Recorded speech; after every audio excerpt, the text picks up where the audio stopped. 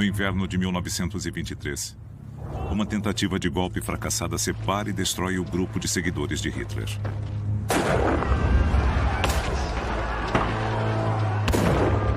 O putsch foi um desastre. 16 nazistas morreram.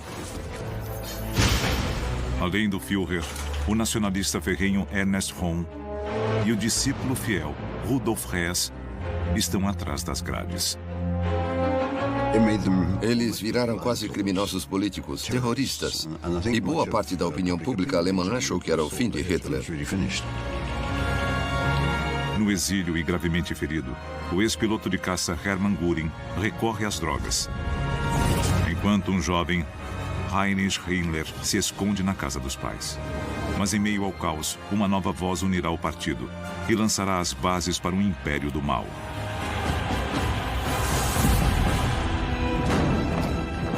Esta é a história dos asséculos de Hitler. Os ciúmes, as disputas internas e a bajulação que criarão um monstro e alimentarão os maiores horrores do Terceiro Reich.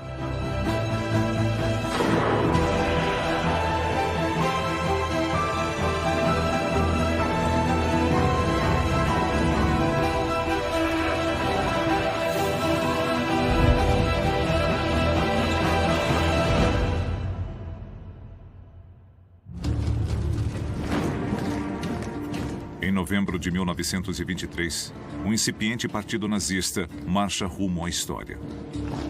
É uma tentativa ousada de tomar o poder em Munique e iniciar uma revolução nacional. Mas ela não corre como planejada. O putsch foi um desastre.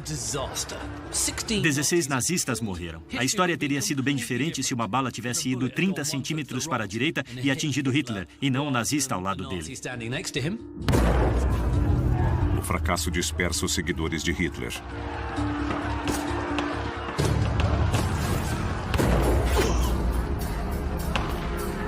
Gravemente ferido na bacia e na virilha, Hermann Göring, o herói de guerra, adorado pelas elites, é obrigado a fugir. Göring, depois do putsch, passou por tempos difíceis. Estava muito ferido e foi levado às pressas para a Áustria, onde a polícia alemã não podia prendê-lo, e se viciou em morfina. Outro fundador, o sempre leal Rudolf Hess, também é obrigado a fugir e parte para os Alpes bávaros. O putsch pode ter sido um desastre, mas Hess está feliz por ter lutado ao lado de seu amado Hitler. Hess tinha uma personalidade fascinante. Era o único entre todos eles que não tinha ambições pessoais. O amor dele pelo movimento, e especialmente por Hitler, enquanto figura, ia além do mero julgamento político. Para outros, é ainda pior. O cão de guarda do partido, o paramilitar Ernst Röhm, está atrás das grades, aguardando o julgamento na prisão de Stadelheim. A posição de Röhm após o putsch é estranha. Ele era um oficial do exército e agora um terrorista condenado. Heinrich Himmler não havia lutado na Grande Guerra. Então, até agitar uma bandeira na retaguarda da marcha tornou-se fonte de orgulho. A reação de Himmler ao putsch foi interessante. Ele saiu da Primeira Guerra decepcionado por não ter participado dela. Ele ansiava por algum reconhecimento militar e viu oportunidade no golpe. Himmler achava que era o seu grande momento. O putsch foi a primeira vez que ele combateu de verdade. Ele e seu partido fracassaram totalmente.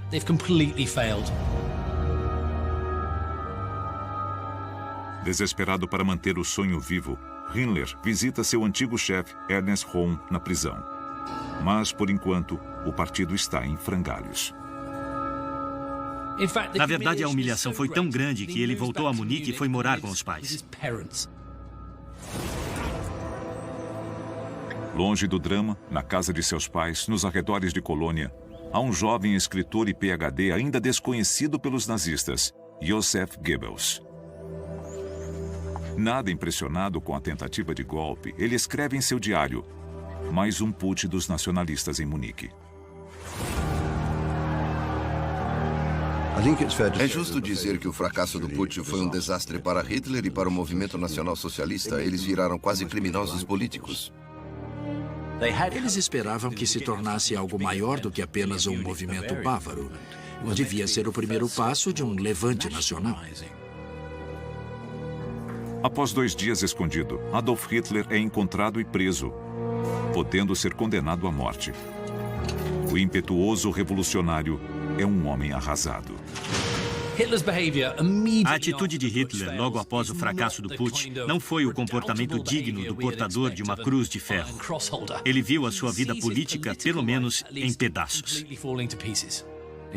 Ele ficou cabisbaixo e muitos de seus colegas disseram que ele pensou em se matar.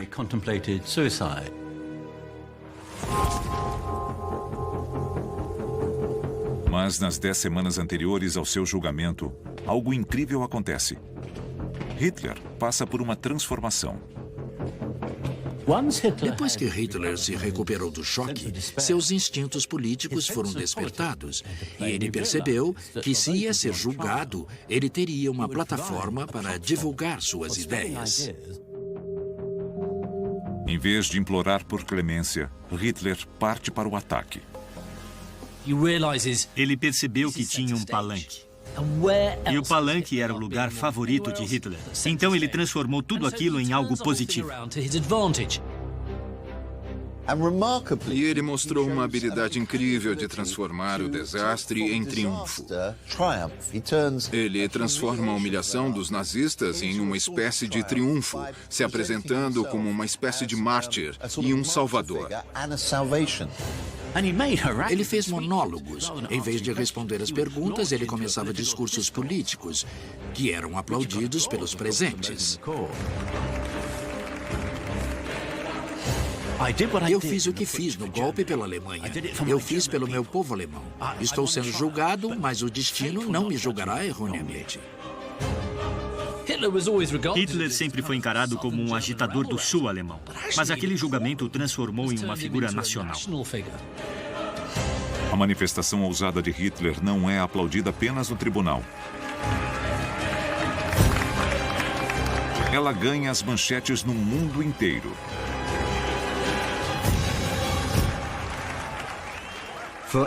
Por atos de terrorismo, Hitler poderia ficar preso por muito tempo. Ele pegou 5 anos. As autoridades e a justiça da Bavária simpatizavam com as posições de Hitler.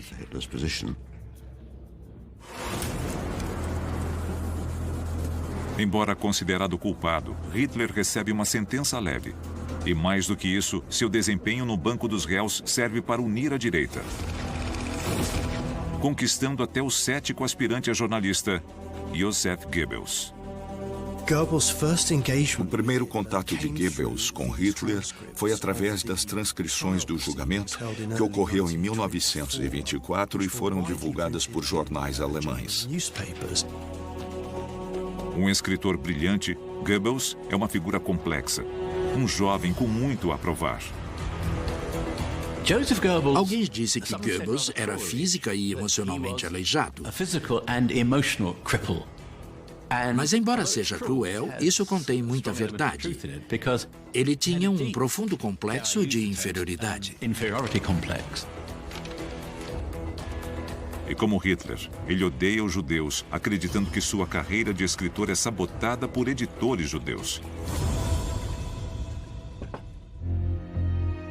Os dois só se encontrarão dentro de alguns meses, mas Goebbels e Hitler estão em uma rota de colisão que mudará o destino do país.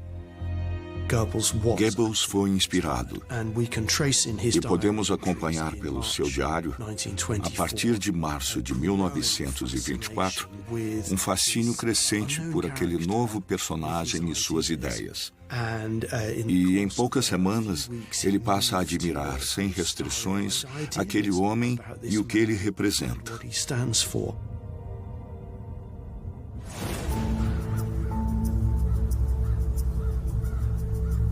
Junto com Hitler, o co-conspirador Ernst Röhm também é considerado culpado. Mas a sentença de Röhm é suspensa. Ele é solto no mesmo dia em que Hitler é transferido. Acho que Röhm começou a pensar, bom, o golpe fracassou e Hitler vai ficar preso. Talvez seja a hora de eu assumir um papel maior, de me tornar mais importante. Hitler pede que ele reconstrua a SA, a milícia urbana de camisas marrons do Partido Nazista. Como um oficial desonrado, Röhm abraça a chance de criar um exército à sua imagem. Hitler queria fazer da SA um exército político à sua disposição quando saísse da cadeia. Mas Röhm tem um homem em seu caminho. Göring ainda é o líder oficial da SA. Então, Röhm viaja à Áustria para convencê-lo a ceder o controle. Ele encontra Göring na pobreza e dependente de morfina. Ao notar que ele não tem condições de resistir, Röhm retorna à Bavária, onde ataca seu primeiro grande problema. A SA tinha sido banida na Bavária. Então, Röhm precisava criar uma organização de fachada. Então, Röhm muda o nome. A SA se torna Frontbahn. E com seus muitos contatos militares, Röhm logo encontra recrutas para sua nova organização paramilitar.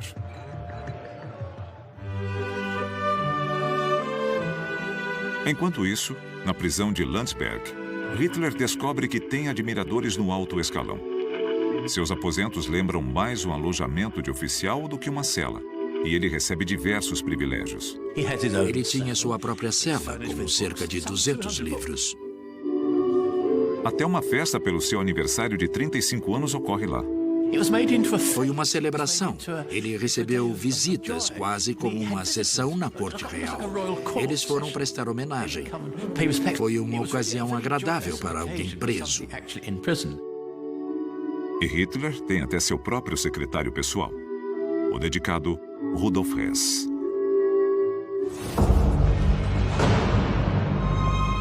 O inteligente veterano do exército Rudolf Hess estava perdido antes de conhecer Hitler. Mas agora, condenado a 18 meses por ter participado do golpe, ele fica extasiado ao descobrir que cumprirá a pena ao lado de seu ídolo. Hess mal acreditou na própria sorte quando foi parar na prisão de Landsberg ao lado de Hitler, o homem que ele idolatrava. Mas a esta altura, é o dedicado seguidor quem inspira Hitler. Ele era culto. Ele escreveu uma redação quando estudante que Hitler leu. Ela o encorajou a pensar sobre como resolver o sofrimento da Alemanha por causa da guerra. Agora juntos, na prisão de Landsberg, Hess incentiva as ambições de Hitler e começa a empurrá-lo gentilmente para um novo papel. Um líder autoritário, o salvador da Alemanha. É exatamente o que Hitler quer ouvir. Ficar preso em Landsberg com seu herói, Hitler, foi uma excelente oportunidade para Hess. Eles foram obrigados a conviver. Portanto, ele podia estar ao lado de Hitler o dia inteiro. Como resultado, os dois se tornaram incrivelmente próximos. Hess usa o tempo que tem juntos para seduzir Hitler, com a ideia agressiva de uma Alemanha expansionista. Uma filosofia defendida por seu antigo professor, o Dr. Karl Haushofer. Hess tinha estudado com Haushofer e absorvido ideias geopolíticas muito estranhas e esotéricas de definição difícil. Mas elas se resumiam à ideia de que a Alemanha tinha um destino a cumprir e o direito de se expandir. É através de Hess e Haushofer que Hitler começa a ter essas ideias sobre o Lebensraum. A teoria do Lebensraum, ou espaço vital, torna-se uma motivação poderosa para Hitler. Ela planta a semente de um novo superestado germânico que se expandiria para o leste. Então Hess foi muito importante para o pensamento de Hitler. Mas talvez a maior contribuição de Hess para o movimento nazista seja encorajar Hitler a escrever sua visão para o futuro da Alemanha.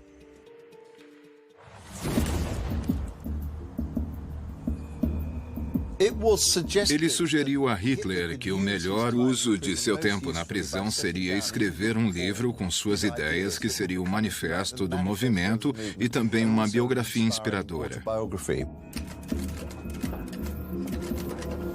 Hitler intitula seu livro Mein Kampf, Minha Luta, mas na realidade, Hess é o coautor.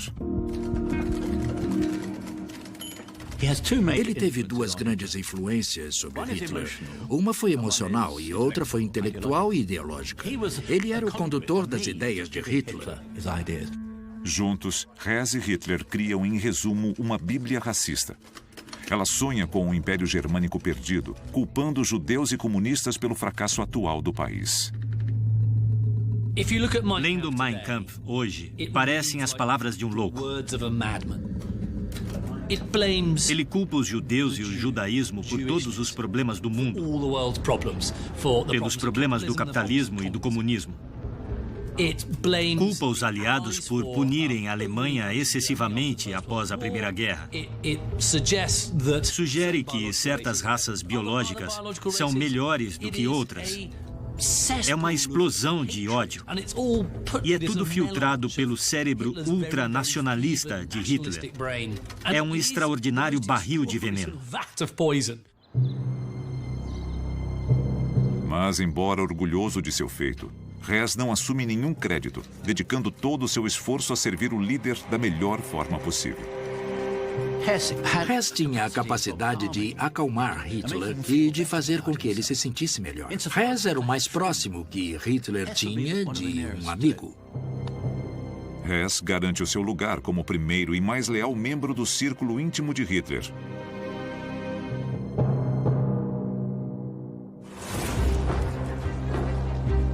Embora outros veteranos do golpe fracassado não estejam tão bem. Para Göring, os anos após o putsch foram difíceis. A experiência dele depois da Primeira Guerra se repetiu. Ele ficou à deriva sem saber para onde ir nem o que fazer. Ele estava na Áustria, era procurado na Alemanha. Basicamente vivia de favor. Não era como Göring imaginava que estaria àquela altura. Afinal, ele era um herói de guerra. Tinha Paul Le Mérite no pescoço. E agora era uma figura marginalizada. Em dor constante devido aos ferimentos sofridos no golpe, ele busca conforto nos narcóticos e se torna um viciado em morfina. Incapaz de ajudar a Hitler ou a si mesmo, ele está alheio a tudo e deixou um vácuo onde outros podem florescer.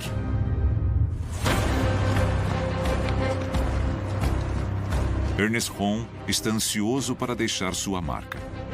Röhm tinha ideias muito ambiciosas para a SA. Queria que ela tivesse milhões e milhões de homens. Queria que ela substituísse o exército se os nazistas chegassem ao poder. Rebatizada de Frontbahn, ela chega a 30 mil membros. O oficial desonrado criou seu próprio exército particular.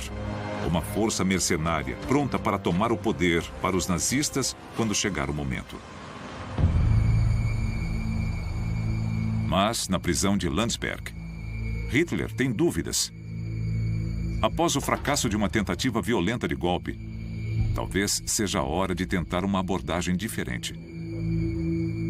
O legado mais importante de Landsberg não foi o Mein Kampf, que também foi vital. Foi Hitler ter percebido que o caminho até o poder não era pelo cano de um revólver ou de uma metralhadora, e sim através das urnas.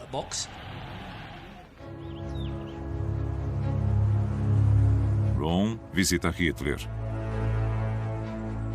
Com o apoio de seu grande exército, ele está preparado para um novo putsch. Ele acredita ter homens o bastante para instalar Hitler no poder, mas não conta com as novas ideias de Hitler. Obviamente, os planos de Röhm eram o oposto dos de Hitler. Röhm fica pasmo quando Hitler rejeita seus planos imediatamente e o manda embora totalmente confuso. O exército de Röhm é perigoso para Hitler. Os arruaceiros da Frontbahn podem acabar com as chances de Hitler obter liberdade condicional. A Frontbahn, sob o comando de Röhm, estava cometendo mais e mais atos violentos. E Hitler sabia que precisava se distanciar da violência urbana, daquele comportamento selvagem.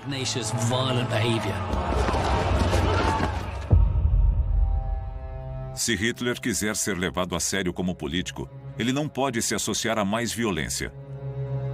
Em maio, ele faz um anúncio chocante.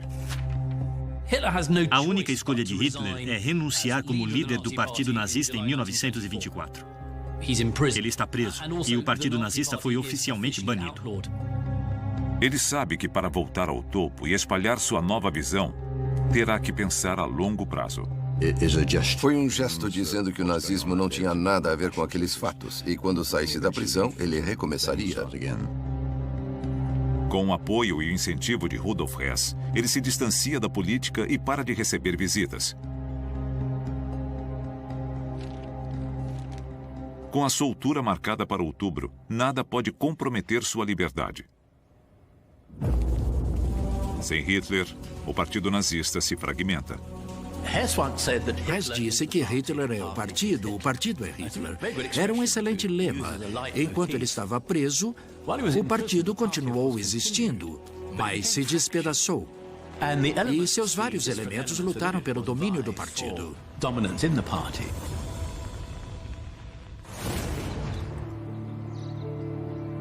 Mas o movimento não desmorona totalmente. E em meio ao caos político, deixando a depressão de lado e vendo a chance de deixar sua marca, Heinrich Himmler está em ascensão. Por algum tempo, ele se afastou da política, embora continuasse interessado na política de direita. E ele procurou uma forma de retornar ao movimento assim que possível. O apelo de Himmler está em sua dedicação e inteligência, e em um partido de ideólogos e destemperados. Himmler faz as coisas acontecerem. Ele era muito meticuloso, muito organizado. E qualquer movimento político, por mais radical que seja, precisa de alguém muito competente nos bastidores. Himmler assumia papéis. Ele era um faz-tudo no partido. E cada vez mais gente pensava, o Himmler resolve. Após a renúncia de Hitler, o líder local dos nazistas bávaros, Gregor Strasser, assume o papel de presidente do partido. Logo, Himmler se torna seu assessor. Com Strasser e com outros, o que ele quer é garantir uma posição no partido e construir relacionamentos que possam ser usados mais tarde. Embora o Partido Nazista ainda não fosse a força política que se tornaria, ele estava se mostrando absolutamente indispensável. Embora subordinado a Strasser, com apenas 24 anos, Himmler é, na prática, o líder nazista do sul da Bavária. E ele não é o único jovem que prospera em meio ao caos. Joseph Goebbels nasceu em 1897, numa família de classe média baixa, na cidade de Reit, na Renânia. Como Hitler, Goebbels é mimado pela própria mãe. Na infância, ele tem dificuldade em fazer amigos. Quando jovem, Goebbels passou por várias operações em um dos pés que o deixaram com uma deficiência permanente. E ele passou a vida toda mancando ao andar. Então ele se tornou uma figura meio solitária. E como Hitler, Goebbels acredita que merece mais e encontra um bode expiatório para seus fracassos na Alemanha do pós-guerra. Goebbels era um jovem com um ego enorme. Ele tinha um doutorado, tinha escrito livros e peças que não foram publicados ou encenadas. E também era profundamente antissemita.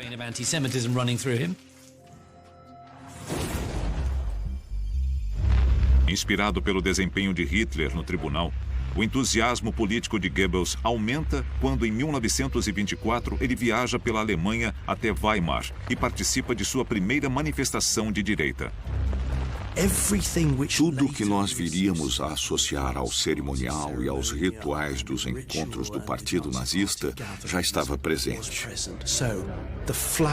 As bandeiras, os estandartes, os uniformes, a marcha, os gritos, as músicas, os longos discursos para plateias animadas. A violência, os ataques a inocentes, pessoas espancadas na estação ferroviária, a bebida e a celebração à noite. Tudo estava lá. Embora ainda não seja um membro do partido, ele mergulha na política de direita. Mas como um evangelista deficiente, a arma de Goebbels será a linguagem. Ele encontra emprego em um jornal político em dificuldades. Ele tinha que escrever tudo. E, de repente, na sua própria visão, ele era um jornalista. Ele tinha um emprego real.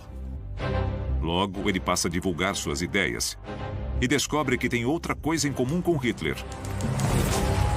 Ele sabe fazer discursos. É quando começamos a ver a incrível ética profissional que ele manteve pelo resto da vida. Porque ele combinou o trabalho jornalístico com as falas em público. A princípio eram audiências pequenas, mas ele descobriu que tinha um talento especial para isso. E em poucas semanas, ele ficou conhecido como um orador eficiente. E essa reputação começou a se espalhar pelo Partido Nazista.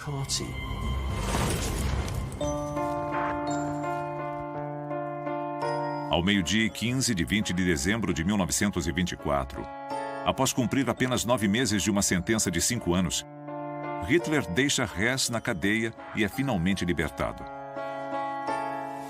Depois de sua prisão espetacular e da renúncia à presidência do partido, deveria ser uma grande ocasião. Mas ele não é recebido por uma multidão. Apenas por um único carro. As coisas mudaram e o país não está mais à procura de um Messias.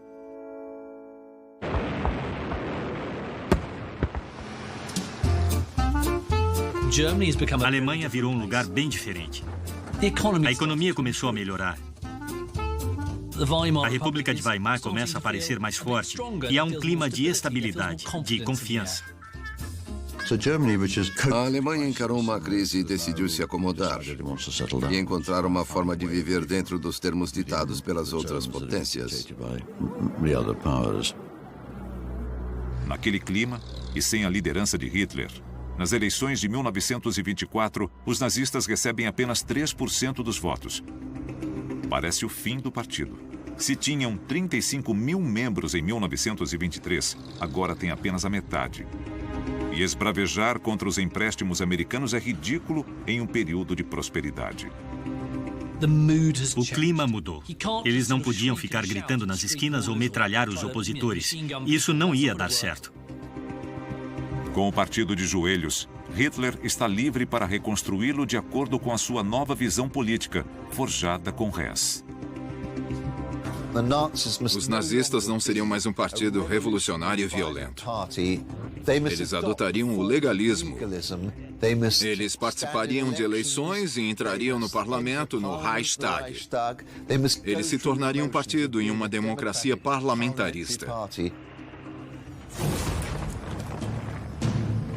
Hitler tenta recuperar o controle do seu partido, mas logo descobre que é difícil deixar para trás os fantasmas do passado. Ernst Röhm aguardava ansiosamente a soltura de Hitler, convencido de que ainda podiam trabalhar juntos. Hitler estava determinado a criar um partido de verdade e trilhar um caminho legal ao poder. Mas homens como Ernst Röhm tinham uma visão mais revolucionária. Para eles, uma revolução nacional tinha que ser uma revolução. Depois de lhe dar a chance de reconstruir a SA sob outro nome, Hitler descobriu que Röhm tinha milhares de seguidores. Hitler precisa lidar com a situação. Em 16 de abril de 1925, em sua casa em Munique, ele confronta Röhm, explicando sua visão política. Precisava parecer que eles estavam agindo dentro do sistema político e que eles eram um partido real, com credibilidade. E não só um bando de lunáticos que invadia cervejarias em Munique. Mas Röhm, um soldado à moda antiga, acredita que toda revolução deve começar com um golpe. Röhm falou em revolução e Hitler disse que as revoluções vêm após a tomada do poder. Elas não a precedem. Vamos tomar o poder, então fazer uma revolução. O relacionamento entre Rom e Hitler logo desmoronou.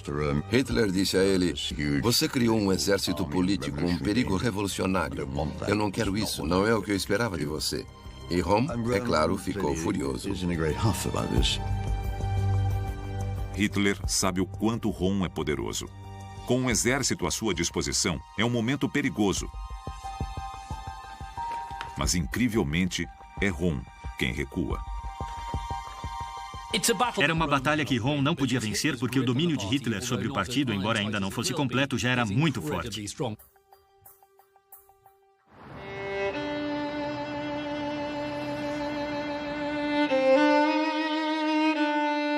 Em uma carta a Hitler, no dia seguinte, Rom renuncia à liderança da Frontbahn e da SA, mas pede que não desista da amizade entre eles.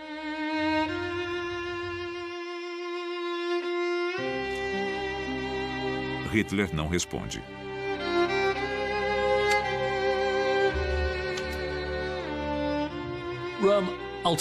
Rom acabou ficando deprimido e decidiu ir para a Bolívia, do outro lado do mundo. Ele pensou: bem, eu não vou vencer, eu desisto, vou embora daqui. Expulso do círculo orbitado de Hitler, Rom parte para a América do Sul, mas ele terá uma nova chance. Com Rom fora do caminho e Hess libertado, tem início a campanha para recuperar o partido e os corações e mentes do povo alemão. Para que os nazistas se tornem uma força política séria, o processo deve começar com um líder. Hitler é transformado. Ele podia se apresentar como uma figura alemã tradicional, folclórica, de lederhosen, meiões e sapatos de caminhada. E isso agradava a um certo público. Ele também podia parecer um tecnocrata e usar ternos mais elegantes. E nos grandes comícios nazistas, ele usaria o uniforme. Ele opta pelo tecnocrata. Agora, ele parece um líder confiante e bem ensaiado. Pronto para recuperar o controle do partido nazista e colocá-lo em uma nova direção.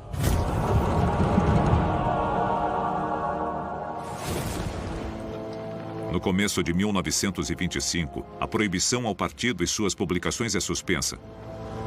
Mas a má notícia é que a versão repaginada de seu líder não pode ser apresentada ao público alemão. Como parte do acordo de condicional, Hitler aceitou não falar mais em público até segunda ordem. Ele não cumpriu a palavra, não seguiu o acordo, porque fez discursos e foi proibido novamente de discursar até 1927. Eles precisavam de alguém novo para ajudar a vender sua visão.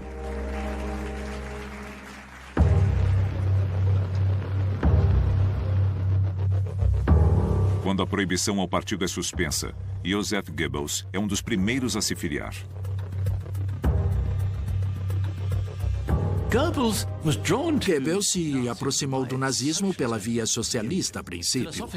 Filosoficamente, ele acreditava na dialética marxista, na luta de classes.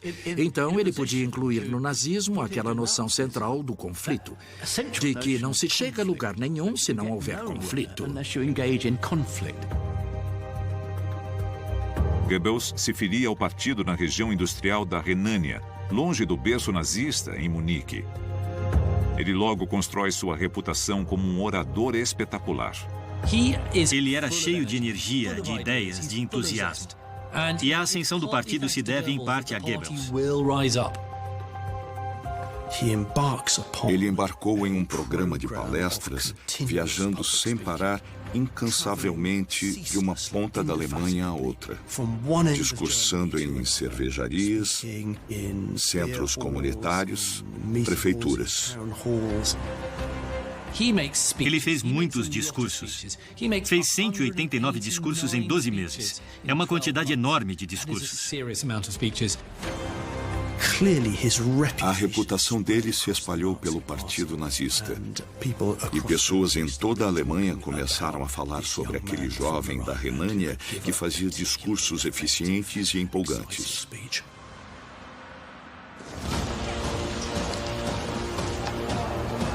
No No sábado, 12 de julho de 1925, Hitler ignora a proibição aos seus discursos para representar os nazistas em um congresso da direita. O jovem orador Goebbels está na plateia. Quando Goebbels viu Hitler pela primeira vez naquele encontro de partidos de direita, ele se apaixonou. Isso pode parecer um termo estranho, mas era uma forma de amor. E a palavra amor em relação a Hitler aparece várias vezes nos diários de Goebbels. Goebbels se convence de que Hitler é seu futuro. É um momento transformador. Ao apertar a mão de Hitler, ele sabe que quer trabalhar ao lado desse homem.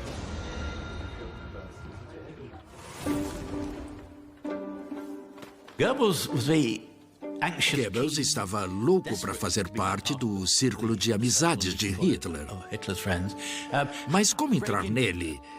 Então, ele decidiu se tornar útil, vital, essencial ao movimento. O plano de Goebbels funciona. As autoridades podem fazer vista grossa às aparições locais de Hitler. Mas, se ousar atuar nacionalmente, ele sabe que será preso. O partido nazista precisa de um porta-voz e Goebbels pode ser a solução. Claramente, Hitler decidiu recrutar Goebbels. Ele conhecia a reputação de Goebbels como orador e o enxergava como um recurso valioso. Hitler age para se aproximar do jovem em ascensão.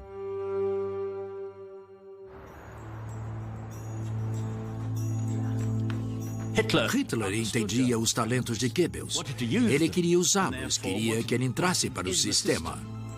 E isso era tudo que Goebbels queria. Hitler manipula Goebbels, cobrindo-o de elogios. Uma vez sob os encantos de Hitler, ele ficou apaixonado como uma colegial. Com Goebbels a bordo, Hitler quer ver do que ele é capaz. Goebbels foi convidado não só para visitar a sede do partido, mas para discursar na cervejaria onde começou o Putsch de 1923. E Goebbels não decepciona Hitler. O comício foi um grande sucesso. Goebbels falou muito bem. Ele disse que quando Hitler o abraçou, ele estava com lágrimas nos olhos. E, a partir desse ponto, nós vemos o início de um intenso relacionamento pessoal próximo entre os dois. Goebbels se torna o mais novo recruta da cúpula nazista. E Hitler logo lhe dá uma missão.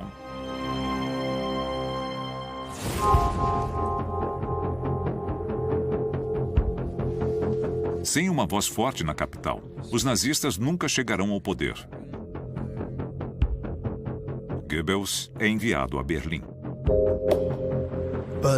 Berlim era importante para os nazistas por muitos motivos. Era a capital da Alemanha. Era o centro administrativo da Alemanha. Era a cidade mais populosa. Era o grande centro de mídia. Era a sede do governo. E era um bastião da esquerda. Com poucas centenas de membros, o partido nazista quase não tem representação em Berlim. Os que estão lá são mal liderados e paralisados por disputas internas. Se eles queriam ser um partido nacional capaz de governar, precisavam ganhar força na capital. Uma vez lá, Goebbels se dedica a motivar a sede regional. Goebbels entendia intuitivamente os métodos modernos de propaganda. Ele transformava funerais, casamentos e comícios em eventos do partido nazista. Mandava caminhões circularem jogando panfletos. Imprimia cartazes vermelhos. Ele criou um jornal polêmico chamado Der Angriff, o ataque. Isso diz tudo sobre a agressividade e a violência nazistas. Mas Goebbels sabe que sua arma mais eficiente são os discursos.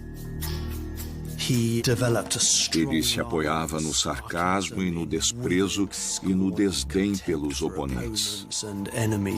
E sabia lidar com vozes dissonantes. Goebbels também revela um lado implacável. Na Berlim dominada pelos comunistas, Goebbels complementa seus discursos cuidadosamente elaborados com a violência à moda antiga. Goebbels não era uma figura masculina clássica, e ele tentava compensar esse fato com o amor pela violência. Os nazistas haviam jurado atuar dentro da lei, mas sempre testavam os limites. Então Goebbels inflamava a violência nas ruas contra os comunistas. Ele planejava tumultos, planejava brigas. Eles quebravam narizes, vitrines, garrafas, cadeiras. Essa era a trilha sonora da Berlim de Goebbels. Sob Goebbels, a tropa de choque do partido nazista, os camisas marrons da SA, derramam sangue regularmente para provocar os partidos da oposição. Ao que parece, quando você chamava Goebbels para fazer um discurso, o entretenimento da noite estava garantido. Mas em 1926, 2 anos após deixar a prisão, Hess e seu amado líder Hitler avançaram um pouco politicamente. E boa parte do partido ainda não adotou essa nova visão. Está na hora de eliminar as facções rivais e recuperar o controle.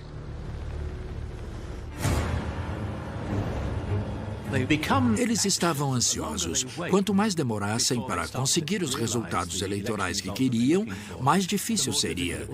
Ele começou a questionar: o partido está estruturado da forma mais eficiente? Eles relançam o partido de acordo com seus ideais, com uma estrutura similar à do governo.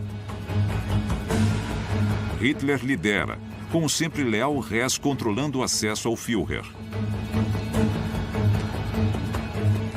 Ameaças à liderança são rapidamente esmagadas.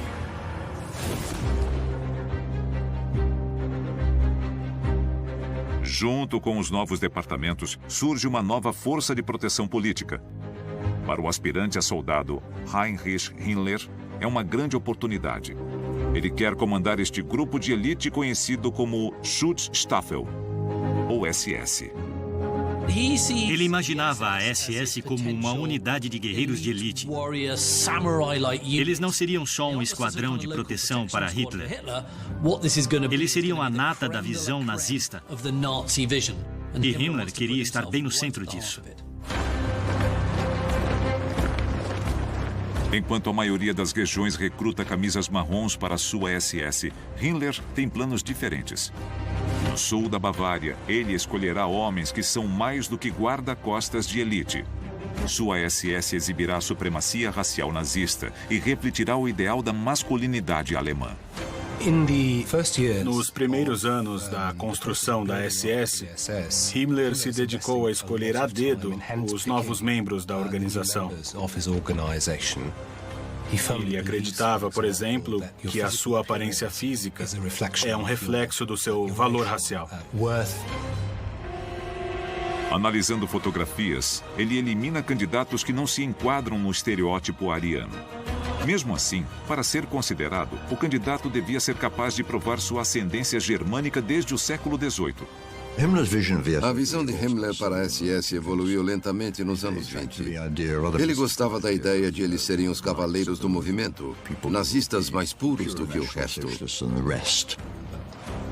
Embora a SS faça parte da SA, Himmler garante que seus homens se destacarão. Uma força de elite de cavaleiros nazistas. Himmler veste sua elite ariana com uniformes distintos, criados pelo estilista e membro do partido nazista, Hugo Boss. Eles usavam botas pretas e calças pretas. E também usavam uma caveira e ossos cruzados como emblema, o Totenkopf. Simbolizando força e propósito, lealdade e compromisso até a morte, é um visual impressionante. Nós podemos comparar a SS a uma guarda imperial, talvez da Roma Antiga. Os cavaleiros de Himmler se dedicarão a proteger e servir a um homem, Adolf Hitler. Ele concluiu que a melhor forma de crescer era mostrar a lealdade da SS ao Führer e ficar ao lado dele sempre que houvesse disputas internas no partido e defender as decisões do Führer em qualquer oportunidade. Lentamente, as bases do círculo próximo a Hitler são lançadas. Hess cuida das decisões do dia a dia e das políticas do partido. Goebbels é o porta-voz do partido. E Himmler e a SS, sua força policial. Por enquanto, há pouco atrito entre as duas grandes promessas do partido, Himmler e Goebbels. Himmler e Goebbels, a essa altura, ainda eram homens jovens, com menos de 30 anos. Então, eles eram figuras menores, mas eram ambiciosos. Obviamente, estavam cientes um do outro e reconheciam os talentos um do outro. Eles se respeitavam e acho que viam um no outro competência, eficiência, assertividade, dedicação e rigor, o que eles admiravam muito. Trabalhando em esferas diferentes, os dois jovens dedicam todos os seus esforços ao sucesso do partido.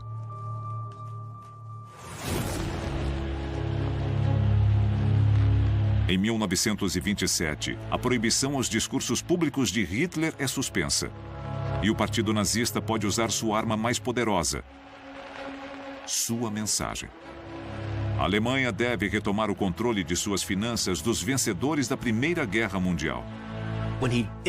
Quando ele teve a permissão para falar, ele abordou o que se tornou uma questão importante. A Alemanha não podia ficar sob o controle de forças financeiras externas.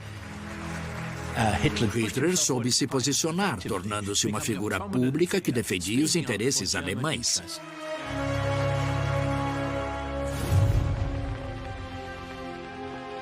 Os discursos populistas de Hitler encantam as massas, mas os nazistas também precisam das elites alemãs. No passado, Hermann Göring foi esta ligação. Mas ele está exilado, um inimigo do Estado que passou os últimos 4 anos lutando contra a dor e a morfina. Finalmente, uma porta se abre para Göring. Para celebrar o 80º aniversário do presidente Hindenburg, o parlamento concorda em anistiar os exilados políticos. Göring se aproveita disso. Em 1927, ele retorna achando que vai ser recebido de braços abertos pelo movimento nazista, que Hitler vai dizer: "Volte para casa, somos velhos amigos." Mas ele se depara com uma recepção um tanto fria.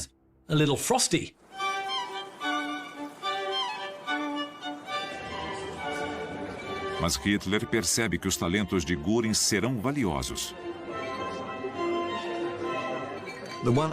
O único recurso que Göring possui ao voltar é sua personalidade. Ele é associado, tem contatos. Com seu status de herói e habilidades sociais, ele se vende como um embaixador do partido. E logo se torna a ligação entre os nazistas e a elite conservadora da Alemanha. Eles não o viam como um perigoso terrorista político. Não era como Himmler e Goebbels. Podia ser útil para o partido, construindo pontes com as forças conservadoras.